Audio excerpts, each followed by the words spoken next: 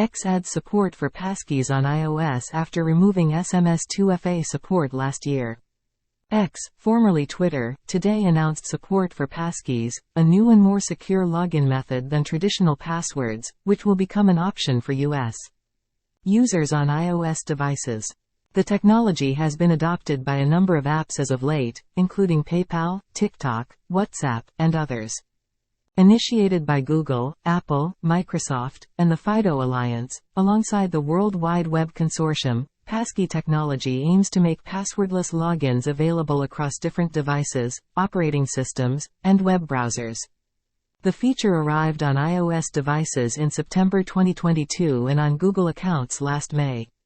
Unlike logins which rely only on a username and password combination, passkeys use a biometric authentication like Face ID or Touch ID, a PIN, or a physical security authentication key to validate login attempts. This process combines the benefits of two-factor authentication, 2FA, into a single step, to make the login process more seamless while also being more secure.